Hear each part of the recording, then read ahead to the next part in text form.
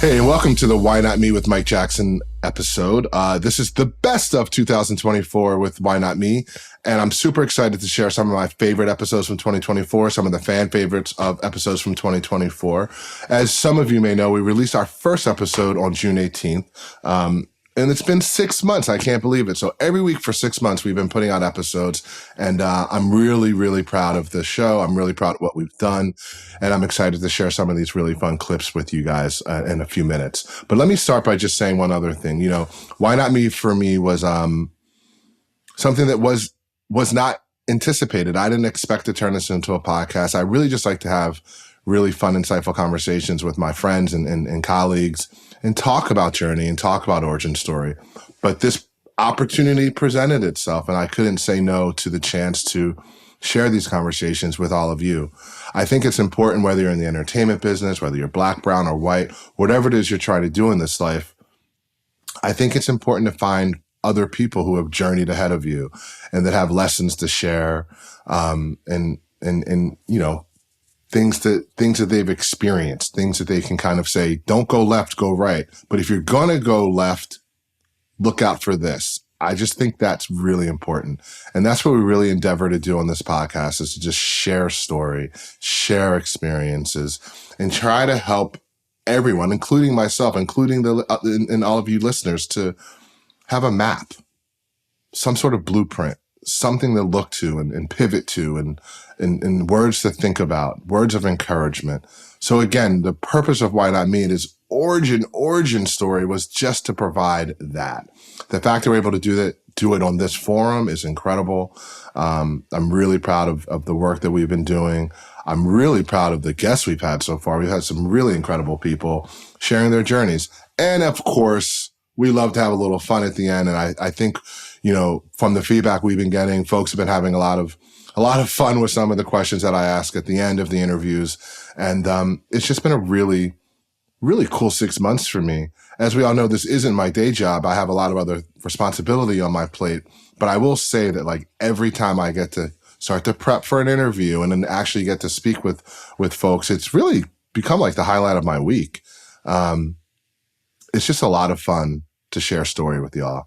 So with no further ado, let's jump into the best of 2024, Why Not Me with Mike Jackson. The first clip, just how we started the podcast. We're going to start this episode with my boy, John Legend.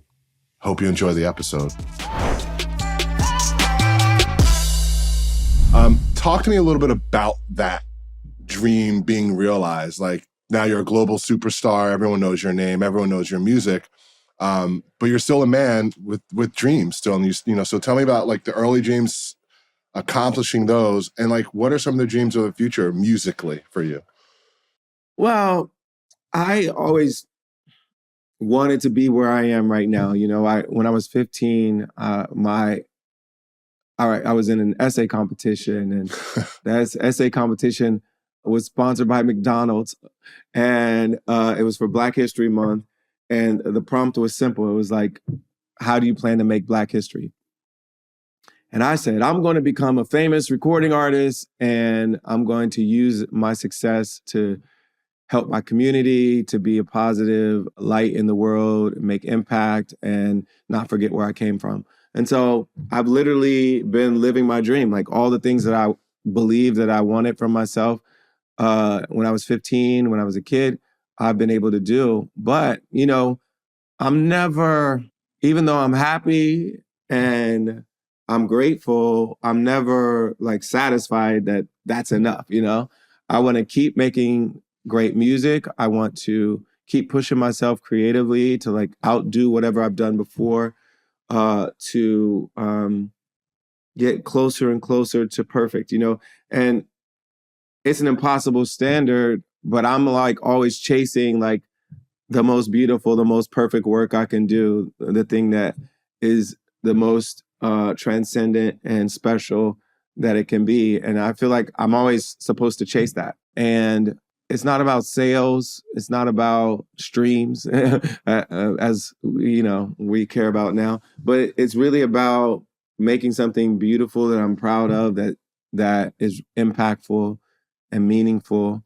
And I'm always chasing that. I'm always trying to outdo what I did last time, push myself creatively, collaborate with different people to push me and pull me in different directions. All of that. I want to keep growing as a creative person. And as you know, one of the ways I've been creatively flexing lately is working on Broadway, which I'd never done before. But we're producing 2 musicals, and I'm writing the lyrics and music for both of them. And it's a different side of songwriting, but it takes advantage of the things that I've learned and done over the years, but also is like a new creative outlet that it presents its own new challenges. And I like that for me. I'm 45, and I don't want to feel like I'm too comfortable. Like, I want to push myself to do something challenging and new. What's crazy to me, like in hearing this clip and knowing him so well, as we all know, John's my producing partner. We've known each other for, 2 decades, 2.5 decades at this point. So being able to work with him day to day in production and all the various projects we have, but specifically the Why Not Me podcast, was really cool because he was the first guest. It was his first time venturing into the podcast business, and getting to hear him share some gems with me for us was really special. And I really just enjoy my relationship with John and our commitment to one another personally. And then the professional stuff will take care of itself. But it was really fun to have John on the show, have him as the first guest, have him drop these gems. It meant a lot to me. And I hope it meant a lot to you guys as well. Gabby Thomas is our next clip that we're going to share. And I really, really love this clip with her. I really love the episode in particular. I thought it was an awesome episode. She was, I don't want to say one of my favorite guests because I love all of my guests, but she was someone that was newer to me. So it was more of a discovery as opposed to the other guests. And I really just enjoyed our conversation. I thought it was an awesome, awesome episode. And I'm really excited to actually share this clip with you guys as well. So let's watch this clip, one of my favorite episodes of the year, and then we'll get into it a little bit more. That was a surreal moment for me when I first ran 21. Yeah. I truly couldn't believe that I had done that and that was my body. But it really was just a testament to how consistent I had been. I mean, that's really all it was about. It's like I never really focus on the times. Even for the Olympic final, people are talking about, it wasn't really that fast. I've run faster. I won the gold in 21.8. And, my PB is 21.6. And so in track world, that's a big difference. It is a big track difference, world. yeah. But it's never really about the times. It's about doing what it takes to win and push yourself to that next level. And so when I ran that, it's always about making the team. Right. That's the goal. We go to Olympic trials and we try to make the team. And the time is the time. Doesn't matter. Yeah. The time is the time. I mean, if you run really fast and you don't make the team and you didn't beat the person next to you, the time doesn't matter. Right. So I always say I run fast enough to win. And that's what it's about. Speaking of just persevering and being the best version of yourself, when you discovered in 2021 that you were ill, I'm assuming, that was scary. Yeah. Was that maybe a time that you felt for the first time daunted and fuck, man, I don't know about this one? Yeah. Tell me a little bit about the discovery of the illness and then the fight to get to the other side. So I was going through at that time a routine, not even a routine. I think I had back pain or hamstring pain. Something was bothering me when I was running. Right. So I got an MRI, which is just very standard. And in the MRI, I got the results back and they told me that I had a tumor in my liver that didn't look good. It did not look benign. And so you're a world-class athlete. I'm a world-class, very, very healthy. I take care of myself. Yeah.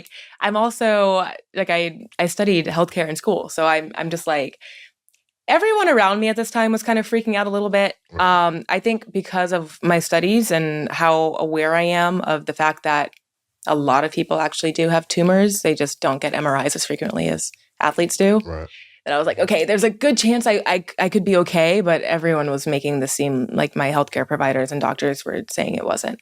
And so I remember just being so terrified and thinking, okay, if I come out of this just well, healthy, and God bless alive, that I'm going to make this Olympic team. Like nothing's going to stop me from living my life to the fullest. Right. And getting Why through not this. you? Why exactly? Why not me? Yeah. If I can get through something like this, and mentally, I just thought, I am so grateful for my health. I'm so grateful for everything. I mean, being in that situation put everything into perspective.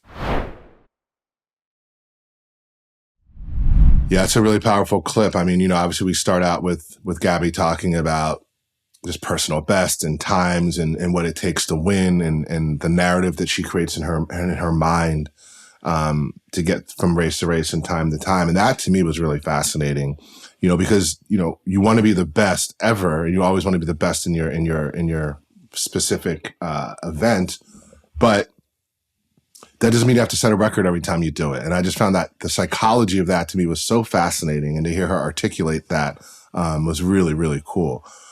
But then life happens. And the bigger takeaway from that interview was like, oh my goodness, like you can be Gabby Thomas. You can be, you know, an Olympic caliber athlete, healthy, doing all the right things, making all the right choices.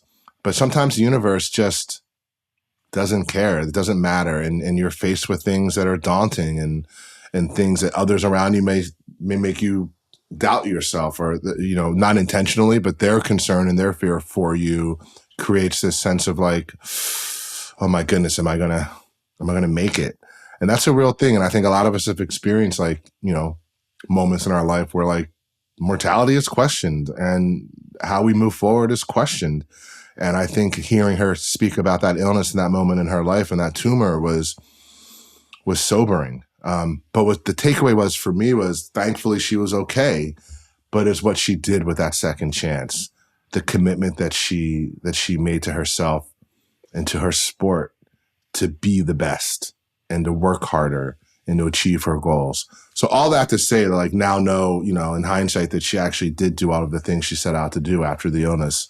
That clip just kind of resonated with me as like, as human beings, like we can do pretty much anything we set our minds to. It's just about like focus and fortitude, you know, the willingness to put yourself out there and to put your body through it, to put your mind through it. And I love that clip for that reason specifically. It just is so inspiring to see someone who was knocked down pick themselves up and fight that good fight.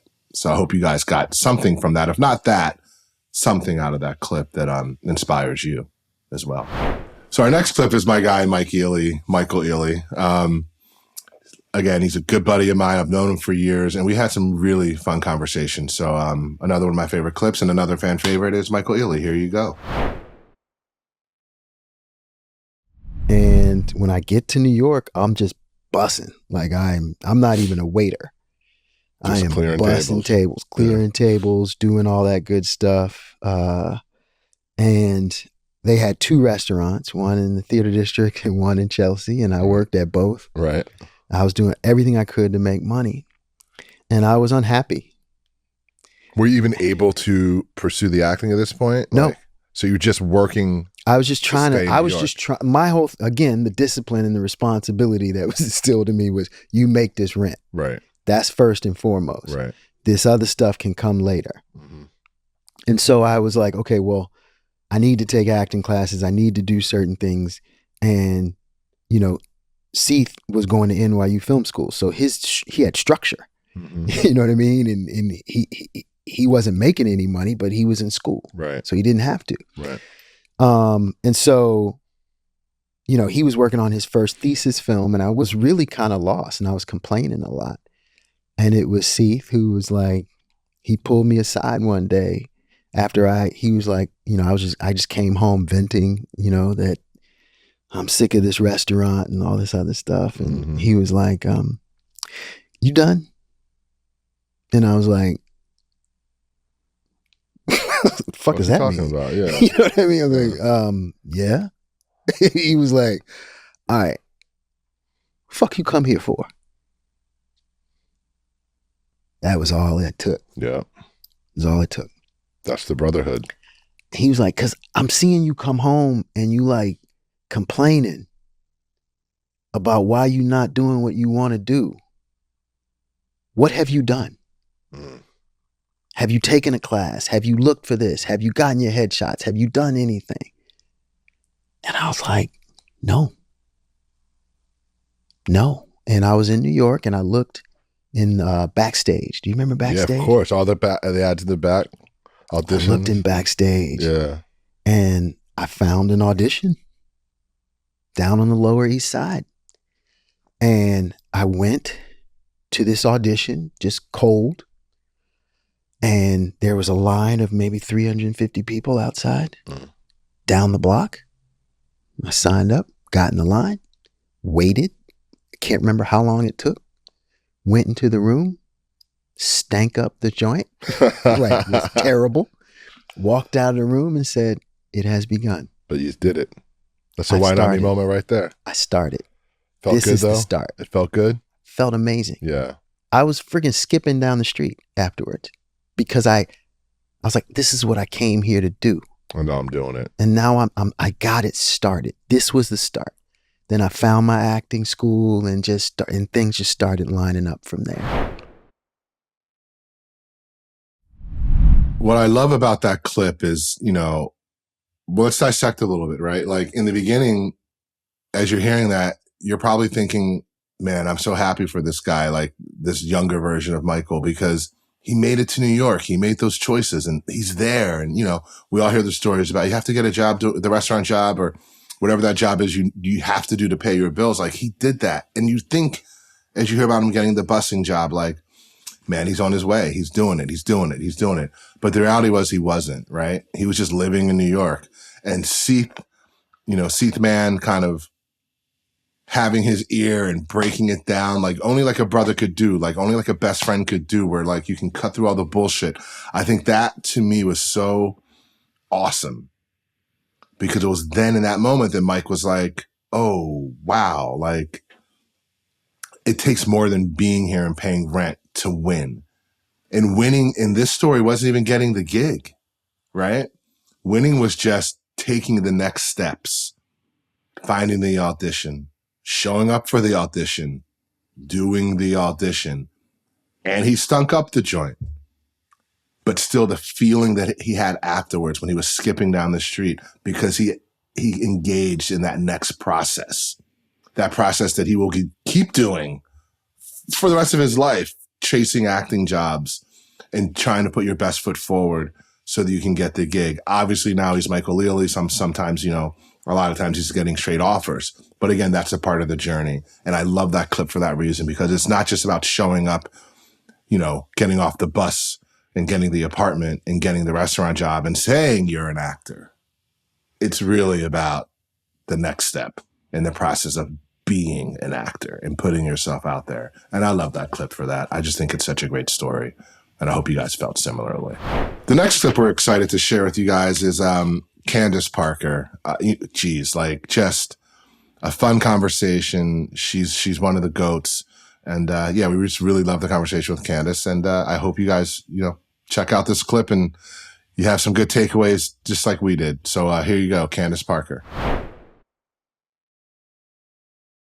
Even after we won the first WNBA championship, and it took a long time to get to the top of winning. It was 8 years of me being in the league without a championship. And I remember we won the championship and I was like, we got to do this again. Mm-hmm. My teammates were like, you're crazy. I'm like, we got to do this again because this just feels like so great. Like I can't even feels, and losing sucks. So, and it's like, I've always been like that. I don't know. I think it's a good way to be. That's how winners win, right? You have to have a winner's mentality. And like Kobe, like once you get that taste, you got to keep working for it more and more. But before we go to the pros, tell me a little bit about your choice to go to Tennessee, Pat Summitt, like just that whole experience. And obviously she's such an icon. I have to assume she had a pretty impactful impression on your life. 100%. Pat Summitt, to know her is to love her. To know her is to know her. Didn't matter the situation that she was in, she was always her. And I think that's one thing that I noticed from the get-go was it didn't matter what situation you put her in, corporate, in front of the team, as a mom at home, you're going to get Pat Summitt and you're going to get all of her. And that's what I respected about her the most is And not just in situations that are, places, in situations in life as well, meaning good, bad, ugly. You're going to get coach. Yes, does she go through the downs where she needs to have time by herself and then she can come back and compose herself? Yes, but she is Pat Summitt no matter what. And whether she's winning banners and cutting down nets or whether she's battling Alzheimer's and, struggling with that awful disease. So I think it's just that's what I've recognized is truly like winning is like doing it on and off the court and doing it as you authentically. And she's the greatest role model for that. I still live by, I mean, she's right here over my shoulder while I'm talking to you. She's all over my office. My kids know her. I quote her probably 5-6 times a day. I have her bracelet on constantly. I have a tattoo on my arm. Oh, wow. Commemorates, what the words that she said, which is basically like, when life gets tough, left foot, right foot, breathe, repeat. And it's like tattooed on my arm. Like you put one foot in front of the other and you get to the next minute, get to the next hour, get to the next day. And that's how progress is made. What I love about that clip is, Candace Parker is a standalone person. I mean, she's got GOAT tendencies born within her, right? Like she's a winner on her own, and everything she did leading up to her career at Tennessee under Coach Summitt, like she was a winner. And I love that about her. And I love that mentality that she shared with her about that winning mentality. But the bigger takeaway for me was even someone like Candace Parker, even that prototype of a human being who has all that grit and tenacity and all that stuff within them, still need mentorship, still need people to look up to. And I love how she dissects her relationship with Coach Summitt. I love how she talks about left foot, right foot, walk, like all that stuff to me is just so inspirational, but it gives you such a better insight into like what great athletes are and what makes them tick and move. And it's mentorship at the end of the day. It's someone else seeing what you already know you have in yourself and elevating you to that next level. They are dropping gems on you that prepare you for your greatness. And I just thought that clip personified that sentiment in a way that was just so freaking cool. And Candace Parker is like the perfect vehicle for that story and that bit of knowledge. And that was just a really cool part of that interview for me. And it's something I'm trying to like keep in mind every day as I continue to live my life. And one step forward, next step forward, keep it moving. So I love that clip. And again, I keep saying it. I hope you guys had that takeaway as well, or something positive.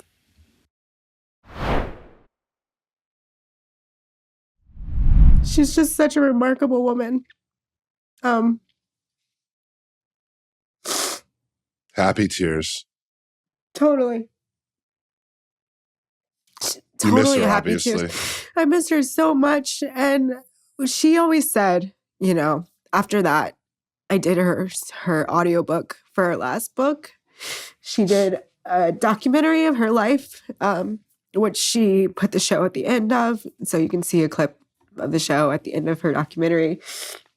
And then at the book, her last autobiography, she put a chapter in there, and she put me in that chapter and made me a part of her life. And I will never forget that, because she didn't have to do that. No. And she just made me a part of her life. I mean, that clip to me is just so emotional. And Adrienne really was just really raw with sharing her story and a little bit of her relationship with Tina Turner. And for me, that was the big takeaway for that clip. It was just like, gosh, it's one thing to meet one of your heroes, just to be in the room and be in their presence is, can be a powerful thing. But can you imagine your hero saying or giving you them? Like, trusting you to represent their legacy for the world. I don't know, man. That's just so heavy and so beautiful and such a unique experience for someone to have. And the fact that Adrienne actually had that experience and then articulated it in such a way, in such a vulnerable way in our conversation, it just really, really stuck me. And yeah, I really wanted to share that clip with y'all as well, because out of all the conversations we've had in this first 6 months of the Why Not Me podcast, that specific moment with Adrienne talking about Tina just resonated with me in a way that just, I don't know. Life is a beautiful journey, and to be able to have heroes is in itself a wonderful gift that life gives us, whether it's your mom, your dad, or an artist, or a professor, or a teacher, someone that you look up to. That in itself is incredible. But the opportunity to actually portray that person and have them say, you did good. I don't know. There was something about that clip that just hit me. And yeah, Adrienne Warren, she shared it with us on the pod, and I'm grateful for that moment, and I'm grateful for that conversation.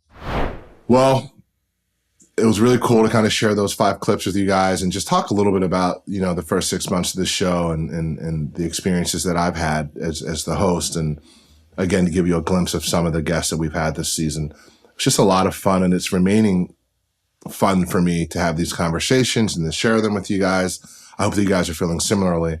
But anyway, as we go into the holiday season, I hope you guys have a wonderful holiday with your families and your friends. And, maybe you'll have some Why Not Me moments along the way over the next couple of weeks. But in any event, please keep watching the show. Please keep listening to the show. You can listen on all platforms that podcasts are available. And you can also check us out and watch us on YouTube.